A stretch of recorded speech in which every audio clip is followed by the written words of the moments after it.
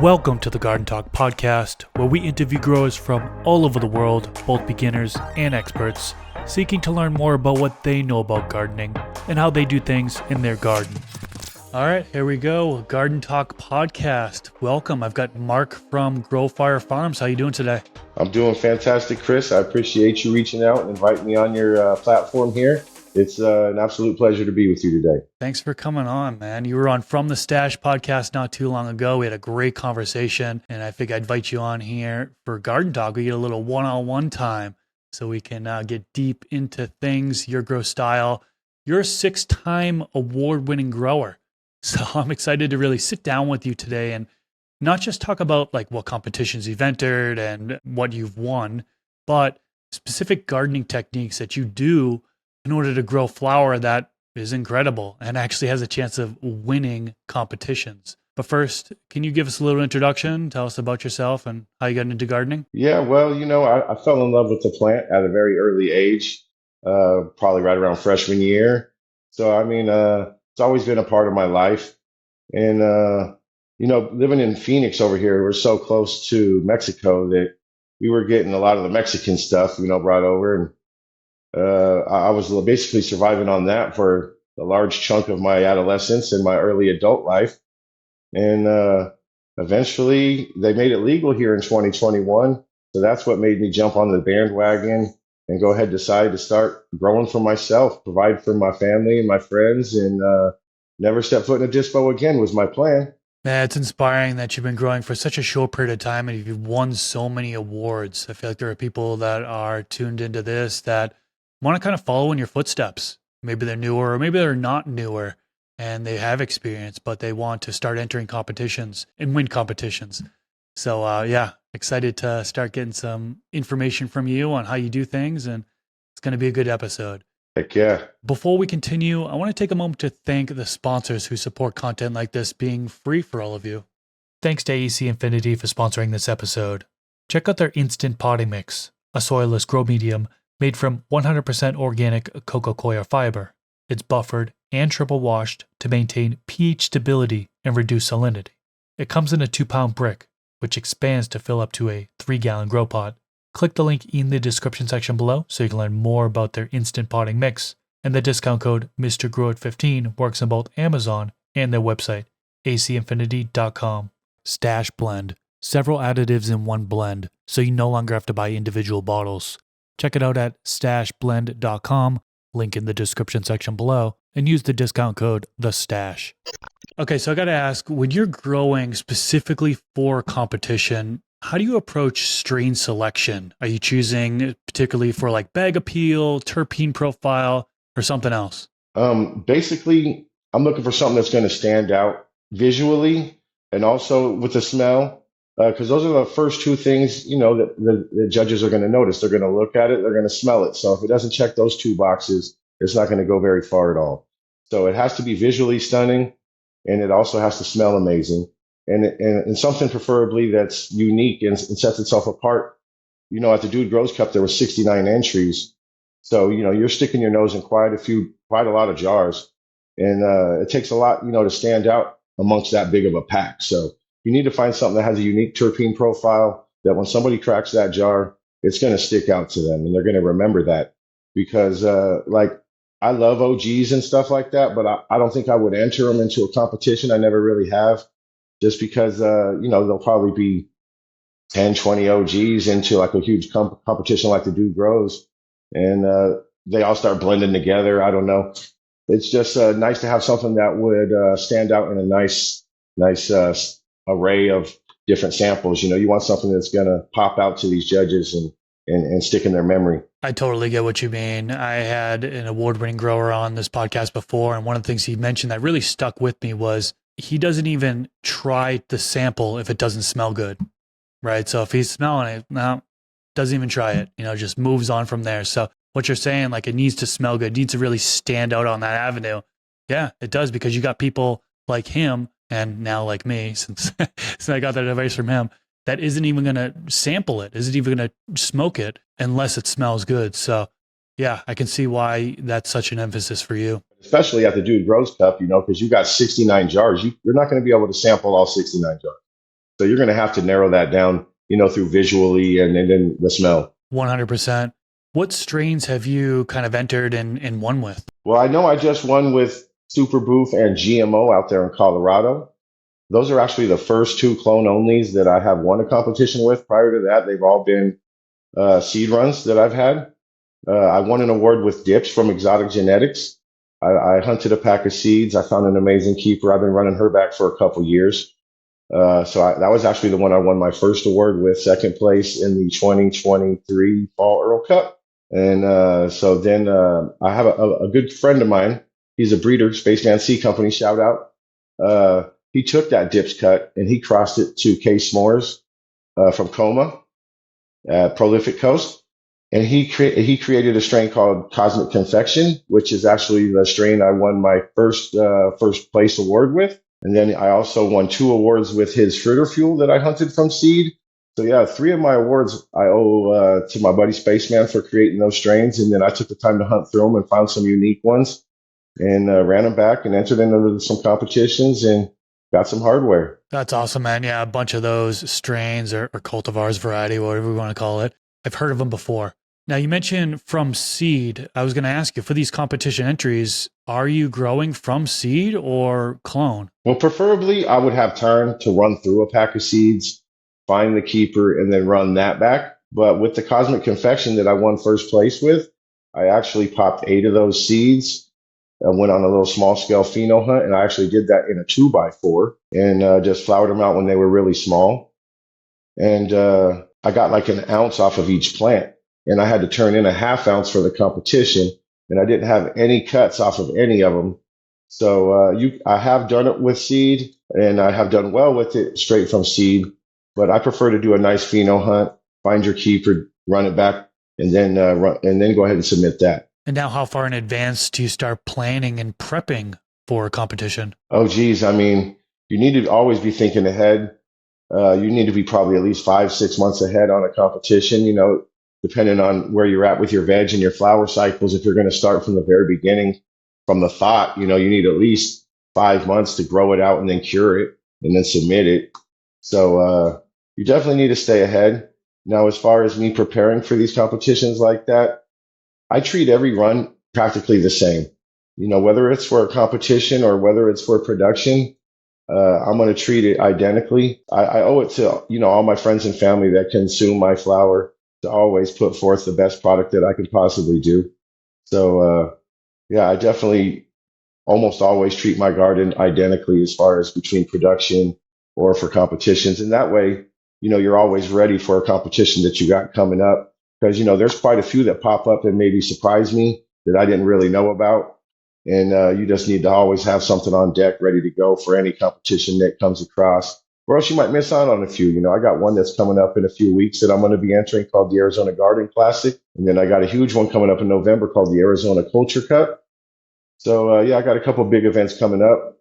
And I'm doing a nice little run right now that has 4 different strains in there that hopefully I'll find something that I feel comfortable with throwing up in there. That's one thing that stuck out when we had the conversation on From the Stash was that it's not just one strain that you're planting and growing and entering in, right? You're growing multiple genetics and then you're finding what's the best one out of the group. And then you're submitting that one. I'm not sure if a lot of people actually do that or if they're just like, oh, you know what? I want this OG. I'm going to grow this out and submit this one to this competition. Well, you take a little bit different approach. You're like, yeah, I'll grow with the OG. I'll grow with this strain, this strain, this strain, this strain. Okay, now what's the best out of this group? I thought that was super interesting and really smart so you're not just putting all your eggs into one basket. Yeah, I mean, if you're only growing one cultivar and by chance maybe that run didn't come out the greatest for that one, you're basically screwed because that's what you put all your eggs in that one basket. If I'm running 4 or 5 different ones and one doesn't come out the greatest, I still have the other ones to fall back on. So yeah, it's definitely nice to have options. And in certain competitions, you're able to enter more than one. So you want to have a few nice ones to throw up in there. How much flour do you have to submit for competitions? They vary. The Earl Cup, which is one that I've won 3 awards at, they require only a half ounce. And the Arizona Garden Classic requires 2 ounces. And the Arizona Culture Cup requires 1 ounce. The Dude Grows Cup, they wanted 2 ounces. So they vary. The only thing that I'll say that I do is, I'll have a nice Grove bag full of flour that I have ready to go. And I'll dump that whole Grove bag out into like a huge Pyrex pan or a big trim bin or something like that. And I'm going to hand pluck the biggest, juiciest, frostiest, the best nugs out of that whole Grove bag. Those are the ones I'm going to set aside for my entries. You don't want to turn in popcorn or any type of small little scrappy stuff into any type of competition. You want the best of the best that you were able to produce. Save all those tops, put them to the side, and those are for the competition. Oh, yeah, that makes total sense. I'm surprised that the Dude Grows only required 2 ounces because they've got so many people there. I mean, I think there was like 500 people at the Dude Grows, and 2 ounces between 500 people. It's like, that math ain't mathing. But I guess, not everybody's trying every single sample. Not everybody's judging there. So, yeah, I'm still a little surprised that only 2 ounces actually is what you need to submit in there, since there are so many smokers there. Yeah, but it's 2 ounces times 69 entries. So, you got 138 ounces there. That'll take care of, 500 people. True.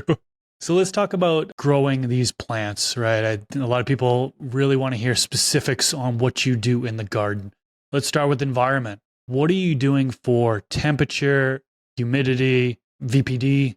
Talk to us about that. In veg, I like to keep, my temperatures in the low 80s and keep my humidity in the mid 70s. Keep that VPD, somewhere between zero point 0.8 and 0.9. And I seem to have great success. Everything's always happy and healthy in the veg. And once I get into flower, the first couple of weeks, I treat it almost similarly to veg. Drop that humidity maybe a little bit, but it can remain for the first 2 weeks almost just like I have it in veg. Then I'll start, reducing the humidity as I get on through flower and try to drop the heat. I mean, but it's a struggle right here in Phoenix right now because, we have days where it's 118 degrees outside. And, I have my garage finished out with the mini split, but when it's 118 degrees, it struggles to keep it icy like I would really want it in there. So there's been some days on the really hot days where I actually have to open up my tent and leave the doors open just so that the temperature doesn't get too high in there, which causes my humidity to, of course, spike way down low. I mean, there's times where my VPD is sitting 2 point something just because I can't close the door to my tent because it'll get too hot. But when I leave the door open to my tent, it lets all the humidity out. So it's definitely a little more challenging in the summertime dealing with these extreme temperatures. But in the wintertime, yeah, it's definitely a lot easier for me to go ahead and drop those temps late flower and try to keep that VPD dialed in.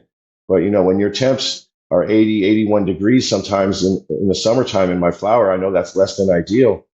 I don't feel comfortable raising my humidity up to the level to keep my VPD in the ideal range. I just start fearing things like bud rot and mold and those type of things once you start getting humidity into your environment late in flower. So, yeah, it's not always ideal, but sometimes you just got to work with what you got. I hear you. I'm in a similar climate to you, and I battled a 100+ degree temperature June, July, August, 3 months out of the year where it's 110 degrees Fahrenheit, and it definitely makes it a lot more difficult to cool even when you're growing indoors, right? The electricity cost goes up due to the cooling. It can go off significantly depending on what you're using for cooling, but it's certainly a battle. And when you get those higher temps and stuff like that, it can impact bud structure in a negative way. When we start talking about bag appeal and stuff like that, at least in my experience. Now, you mentioned you like to drop the temp at the end of flowering if possible. We hear that a lot of people doing that these days in order to conserve those terpenes. When is the end of flowering for you? Are you talking the last 2 weeks, the last 3 weeks, or what? I would say, the last 2, 3 weeks, as you start, like for me, once you're starting to see that fade start to come in and, you can tell when the plant's finishing up. I know there's a lot of talk these days about flushing as bro science and that nobody needs to flush anymore, but I was taught to flush when I started. I still flush the final week. So yeah, I'm just looking at the fade out on these plants and I'll be able to tell, when they get to the spot that I'm really looking for. And then what do you like to drop the temp down to? I know you mentioned you're in the low 80s for most of the grow. I'm assuming you're going from low 80s to high 70s, or are you going even lower than that? I mean, in the wintertime, when I'm able to, yeah, I like to get it down into the 60s even with lights on. It's kind of hard just because I've added the Undercanopy lighting now. So between the under canopy lighting and then the maximum lighting up top I have, it definitely generates a lot of heat in there.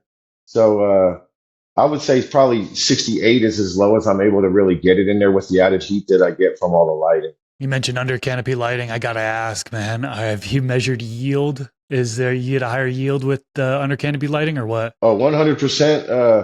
I've been having great success out of my 4x8. Before the under canopy, I was pulling, close to 4 pounds every run.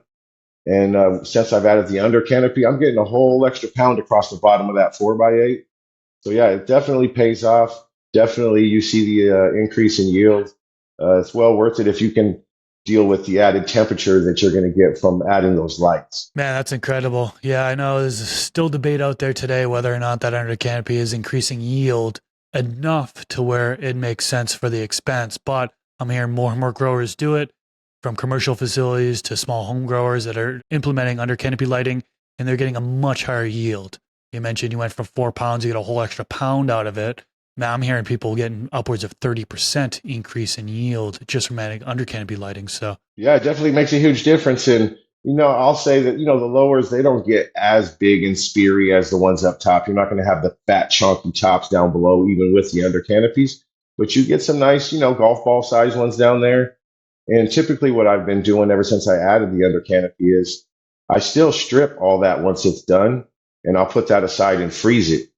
And that's what I'll do my hash runs out of is like the bottom third, bottom half of my plants. And then I'll hang the rest with all the big juicy tops, keep that as flower. that makes sense. Yeah, it's still usable product down there, even if it does come out. Even for the folks that aren't using under canopy lighting, they're getting maybe fluffier stuff down there. You can totally take that and still consume it, either just by smoking or by doing something else, right? Making edibles out of it. That's what I used to do a lot.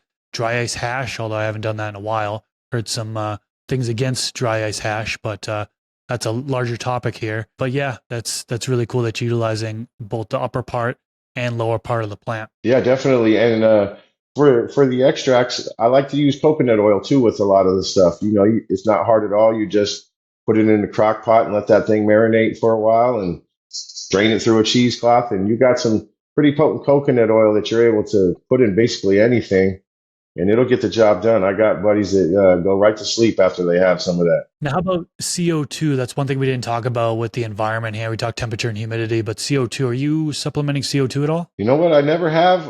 It's definitely something I've been, considering implementing. Just a learning curve, having to run the closed tent and higher. I mean, it probably helped me deal with the higher temps I'm having because, they say when you're using CO2 that you need to run higher temps.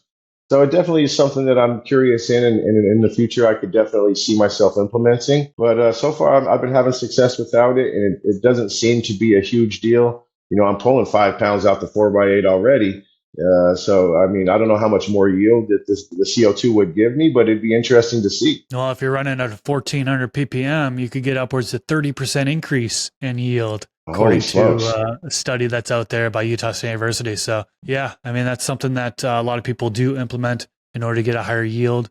And not everybody goes after yield these days, but yeah, CO2, if you're adding that in there, you can totally get a higher yield. Let's talk about nutrients next. What are you using for nutrients and how are you going about your feedings? I run the whole line of Athena blended. I'm running 1 gallon pots with cocoa, and then I have the reservoir out there feeding the Floraflex drippers. So, with the 1 gallon pots, you're able to feed it multiple times a day, get those drybacks and fertigations. I used to grow in larger pots, and then I would hand water every day or every other day, depending on the stage of the plant. But now I'm able to hit that multiple times a day in the smaller pot. And I've been rolling with that strategy for the last couple years, and I'm pretty happy with the results. So yeah, high frequency fertigation, hitting that thing. I used to hit it like 10 times a day in small little shots. They call it pulse feeding. But now I've kind of altered that to where I'm just giving it 3 main fertigations, basically 4 hours apart. My lights come on at 5:50 p.m., so it'll get its first fertigation at 7 p.m. Then it'll get its second fertigation at 11 p.m. and then its third and final fertigation at 3 a.m. And then it has time to dry back in between each one of those fertigations because it's such a small pot. And then you don't really want to hit it too far or too close to when your lights are going out. That'll spike your humidity. So I don't like to to fertigate it any later than, 2 or 3 hours before the lights are going to go out that last time. I hear more and more people talking about growing in 1 gallon pots and doing the drip system or flood and drain in particular. I actually recently experimented running 1 gallon pots, fabric pots, and putting them on a wick system, the tray to grow by Autopot, and had some difficulty. I don't know if like there was just a layer of roots at the bottom that was like preventing it from wicking all the way up throughout the medium or what, but I had to actually up pot it. And Okay. ripping apart those fabric pots or to up pot are such a pain, biggest pain. I'm never gonna up pot from a fabric pot to anything else Yeah, they're a pain in anytime the butt soon. because the roots start growing into the fabric, and yeah, it's Yep. not ideal to transplant out of for sure. It tore it all apart and it was a mess. And yeah, I don't think I'm gonna be doing 1 gallon pots on the tray to grow anymore. Yeah, try it with a nice drip system next time. You'll probably get better results. I'm just not sure about those wicking pots. I mean, I have never personally used them, but the one thing that's kind of always confused me about them is, I've been taught my whole growing career or my growing hobby, however I should say, you need runoff when you're running in cocoa so that your roots don't get covered in salt.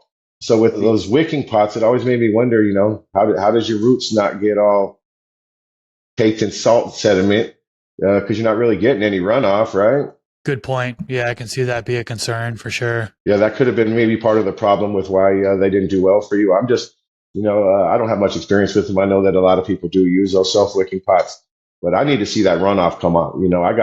I got 10 plants in there. They're all in the drip system, and every day I monitor those runoff trays and make sure that there's runoff in there. If there's not runoff in there, a lot of times I'll take an emitter from another pot and place it in there so that it starts getting more, or I'll just dip a cup into the reservoir and then dump it in there to make sure that every plant tray has some runoff in it. Are you going for a certain percentage of runoff? Some people do 10%, some people do 20%. I don't really measure the percentage of the runoff. I just need to see a decent little bit in the bottom of that tray. And then I know that I had some runoff come through the bottom, and then I shouldn't have any salt build up. So yeah, as far as percentages, I would say if I had to guess, it would be somewhere in the 10 to 20% tops range. It doesn't need to be a crazy amount of runoff. Just make sure you've got some runoff on a daily basis coming through those 1 gallons. Because, yeah, it's really easy in such a small pot to have that salt build up if you're not getting it. And the one thing I'll say whenever I first started growing in these 1 gallon pots, I was curious to see, when you grow an 8 ounce plant in a 1 gallon pot, what does that root ball look like in there? So I was shocked to see that it wasn't like root bound at all. It didn't look like it needed a bigger pot at all.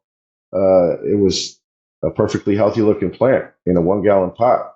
So yeah, they don't get as root bound as you would think in these 1 gallon pots, in my experience. Plastic or fabric? I'm using they're the Floraflex bags, with the bricks in there. Oh, okay. Yeah, Got it. yeah. You just they swell up and they already come in the bag. I actually got some new ones from Growers Cocoa. They sent me a case to try out, so I've been trying theirs. But they're very similar product to the Floraflex bricks. And you said you're using the Athena line. I actually just started using that not too long ago. Plants are thriving with that. I'm doing really, really well with that. Talk about your feeding dosage according to the feeding chart. Some people do, I know a lot of people do half dose in veg and then they do full dose in flour. What do you typically do? With Athena, it's a really easy nutrient line to use and to dial in. Once I got that line dialed in, it brought my game up to a whole new level. It's the cleanest running line that I've ever used. It doesn't clog any of my drippers. It maintains its stability in the reservoir, and you can feed Athena at a much higher EC than other lines that I've used in the past. With Athena, I'm not quite sure the chemistry behind it or how or why it works, but you're able to feed that plant 3.0 basically its whole life, and without seeing any negative effects, no burn tips or anything like that. But I don't always feed it, at 3.0. I'll usually start it out, day one flour, 2.1, 2.2. Then I'll taper that up over the next couple of weeks. By the time I'm in week 4, yeah, it's 3.0. And it will remain around there until I start tapering down, week 6, week 7, week 8. And then week 9, I'm doing my flush. And then almost everything that I grow is coming down between 65 and 70 days. I'm growing 4 or 5 strains at a time. So for me to, be in there with a jeweler's loop, checking the trichomes on each one, I'll do that. But, you can't wait to harvest your whole tent just because one of your cultivars in there is a little bit behind and maybe not having as much amber as you would like. So I go ahead and take the whole tent at the same time. And usually everything's ready. I mean, depending on what you're running, between 65 and 70. I have a couple longer flowering ones that I work with. I got a sour diesel that takes 11 weeks. I got GMO that takes 12 weeks. Those ones I won't do mixed runs with just because I know that they take that much longer to finish. So yeah, I try to aim for the 65 to 70 day happy little medium for most of my runs, unless it's GMO or sour. Okay, so pretty straightforward in regards to feedings. How about training? How do you train your plants? Are you doing topping, LST, scrog, or you let them grow naturally to maintain kind of just a regular Christmas tree style? Nah, I almost always top at the fifth node. And then I have a double layer scrog net that I put up. So the first layer, I'll use that just to kind of spread everything out and even out my canopy. Then I'll have the second net there just to kind of hold everything up.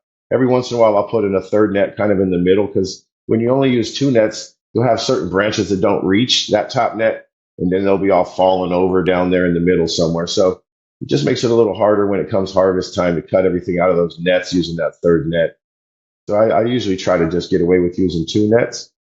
But yeah, top almost everything, man. Fifth node. I like topping at the fifth node as well. I feel like that's just the perfect amount because you get those lower branches that all come up, and then you're able to, you've got several branches, right? Instead of just that main one growing up. And yeah, fifth node, sometimes the fourth node I top, and that's usually when I get the best result. So I'm right there with you.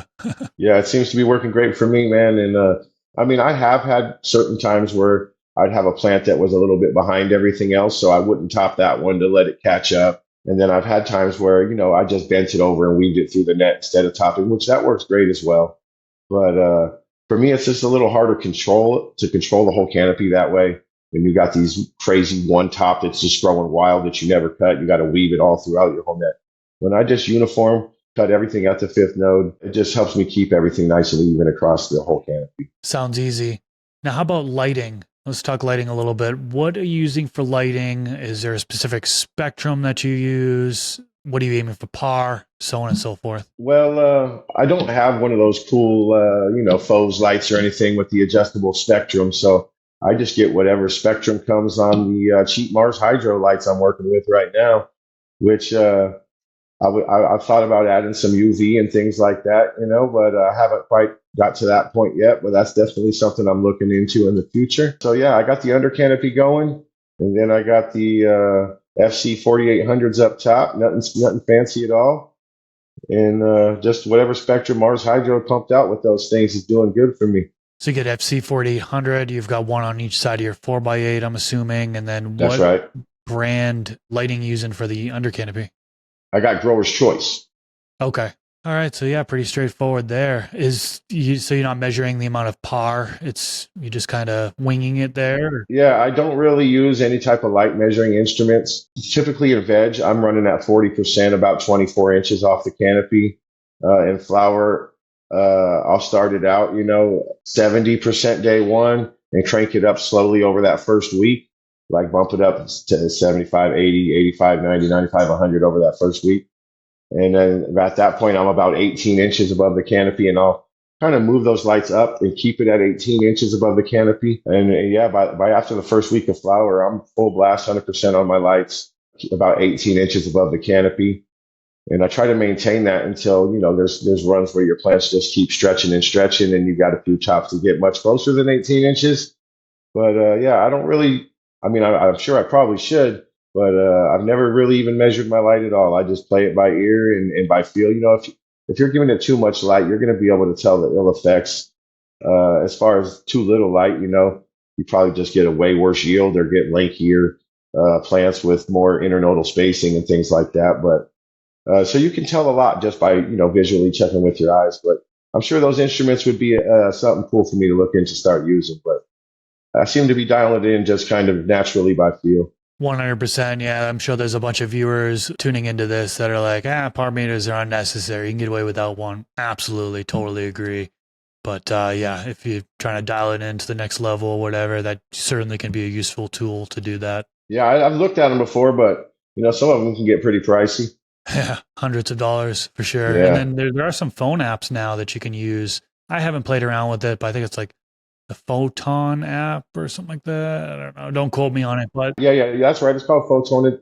It's for the iPhone, and silly me, I'm stuck on Android, so I can't use that app. So so when it comes to getting close to harvest, right? For competitions, are you harvesting just like you normally would, like on time, or are you pushing them maybe a little bit longer than you normally would, or are you harvesting a little bit earlier than you would because you're entering into a competition? if it's something that I'm gonna think about washing for a competition, then I might take it a little earlier just to get a little bit better color out of it. Uh, the early if you take it a little later, sometimes you get those darker trichomes, and then your rosin comes out a little darker, which doesn't really mean anything as far as the quality of your product, but it's just another selling point if you can have a lighter, more visually appealing product. Understood. And then what are you looking for on the plant? Like what signs you look for when deciding that it's time for harvest? I mean, of course, you're going to check your trichomes, but more than that, I'm looking at the senescence of the plant. Have I got the fade that I'm looking for? Especially, if it's one that you haven't really grown, maybe that one doesn't fade. You have certain ones that just stay green the whole time and you don't get any fade. But most of the stuff I work with, late flower, it's purpling up. So I keep an eye out for the fade where it gets where I like it. And then, of course, the structure, the swelling of everything, it's all beefed up and looking like it's jacked. And then, yeah, once you start looking at them trichomes and you see a bunch of milky with a little bit of amber sprinkled in there, good to go. Now, how about the dry and cure? What's your process for drying and curing that allows you to preserve all these terpenes? My whole plant hang, I don't really strip off much plant matter, like just maybe a few of the larger fan leaves, but I leave as much of that on there as possible to kind of add the moisture and add to the slowness of the dry.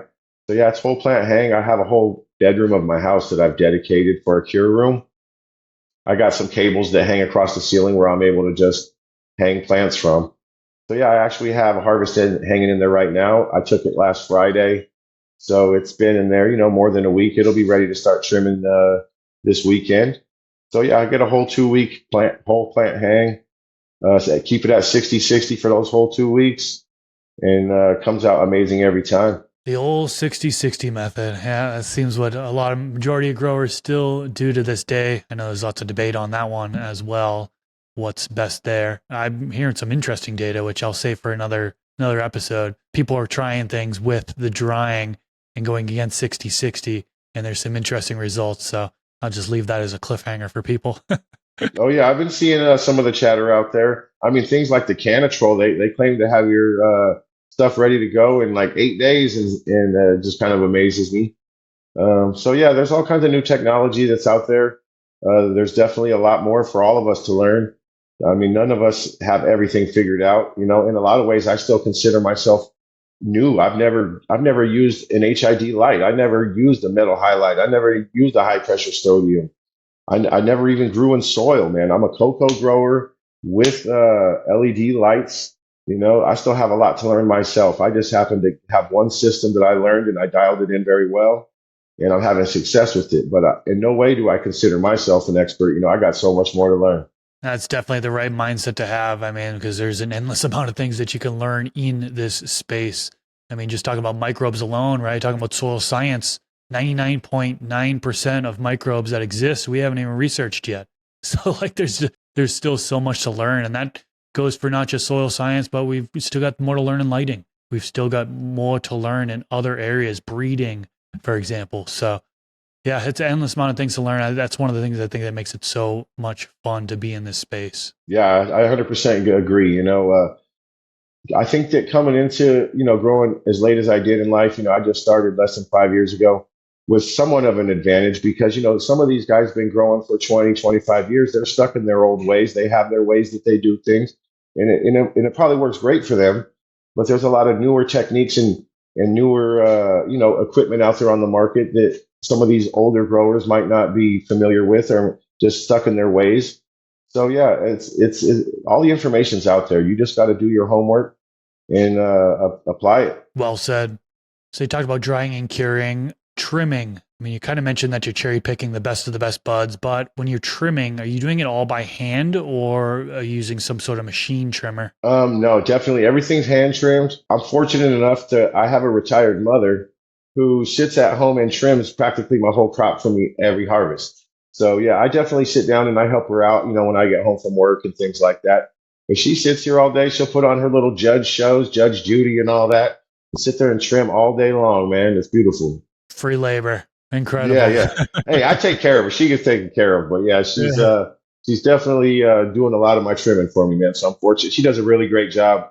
When she first started, she would leave a lot more leaf on there than I was really looking for. But now she does a nice tight trim, and it's all great. I'm fortunate to have her. That's awesome, man. That's really, really cool. So when it comes to entering in this flower, you mentioned a certain amount you need to enter. It depends on what competition. Packaging and presentation. I know it's different between every single one that you enter in.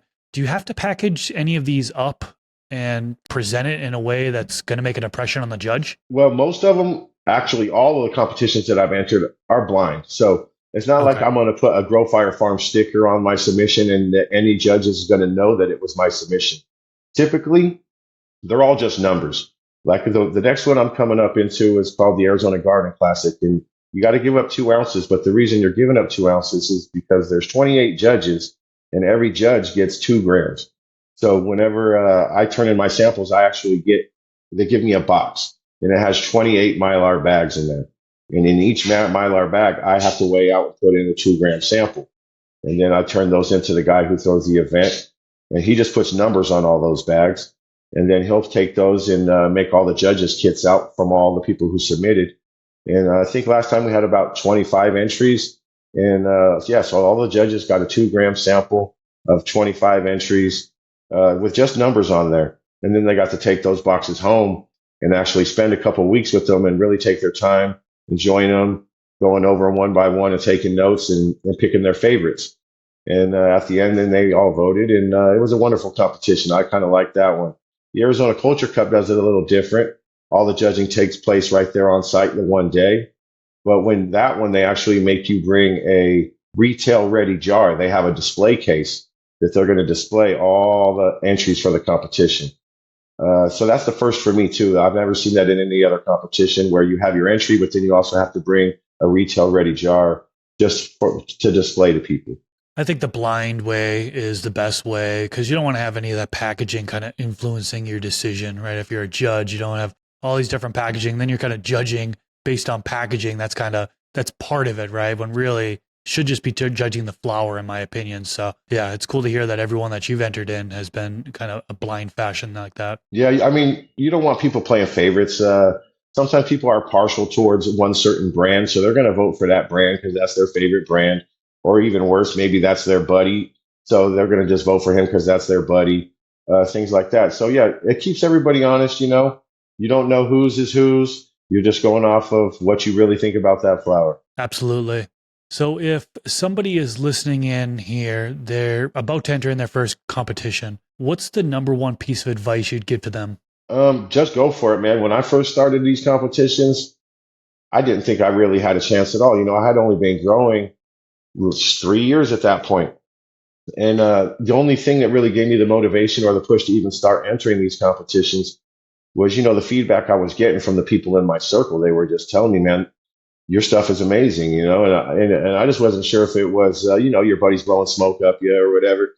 But I thought it was pretty good myself. But then to get all the feedback from everybody in my circle, kind of confirming how amazing that it was, that kind of gave me the push that I needed to go ahead and start entering some competitions and just see, how amazing is my product and where do I stack up. So yeah, so long as you're getting feedback from the people in your circle that are really telling you, man, your stuff is really nice, go for it, man. If you think you got good product and you got some extra of it to go ahead and throw in for a submission, go for it, man. You got nothing to lose but that ounce or maybe the $100 entry fee. But even if you don't win, man, the connections that you make at these competitions, I've met so many cool growers and I have so many new friends and connections that I never had before I started entering these competitions. Well said. Yeah, the networking side of things is so important and it's fun too to be able to engage with people who share the same passion as you.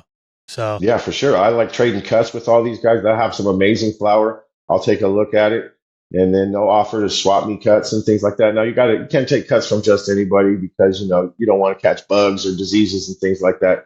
But these are trusted, award-winning growers that I'm swapping cuts with. We all have, strict IPM regimens, and I know I get a lot of my keeper cuts tested for hop latent and things like that. So you definitely got to be selective where you're getting your cuts from. But some of these guys, it's amazing resource to be able to swap with them. Totally. So as we get towards the end of the episode here, tell us, how can listeners find you? And is there anything upcoming in the future that you got going on that you want to talk about? Definitely, you guys can find me on Instagram, Growfire Farms. I did recently create a backup, Growfire Farms 2.0. So if you see that, it's not an imposter. It's just my backup. I'm not very active on there yet, but I do have that. And yeah, as far as projects coming up, I just got those couple competitions coming up. I'm looking forward to. I got the run that I'm hanging in there right now is curing up. That's going to be my submission for the Arizona Culture, or I'm sorry, check that, the Arizona Garden Classic. The run that I have going right now in my 4x8 will be ready in time for the Arizona Culture Cup in November. So I'm definitely planning ahead and prepping for those two competitions. My good buddy Spaceman is dropping his new sour diesel back cross line coming out August 1st, so just a couple days. So I'm testing out some of those. Right now, I got some sour beans, which is cherry bang bang crossed with Parma Genetic sour diesel back cross. Looking forward to seeing how some of those come out as well. That's awesome, man. We'll definitely have a link to Mark's Instagram down in the YouTube description section below, so you can easily get to his page. And also link that From the Stash episode that we did. That was a great conversation with me, you, Pigeons 420, and Rob from CLTV. Really, really good one there. Also want to give a thanks to the folks supporting on Patreon, patreon.com/MrGrowit. 100% of what is donated through there goes right back into the podcast. You help keep this podcast going, so thank you so much. Folks being scrolled on the screen right now are in the producer tier. Special thanks to you for your contributions. Mark, thanks so much, man, for coming on. This has been cool to kind of sit down with you and pick your brain a little bit into not just what competitions you've entered and what you've won, but also your growing techniques, what you do that allows you to grow fire and enter in those competitions and win competitions. So thanks so much for revealing your techniques in here. I know it's valuable to not only me, but my audience as well. So thanks so much, man, and hope you enjoy the rest of your day. Oh, definitely. I appreciate you having me on, Chris. It's coming off my bucket list. I was on Garden Talk with Mr. Grow. Oh, yeah. All right, everybody. Thanks for tuning in. I'll catch you in the next one. Peace.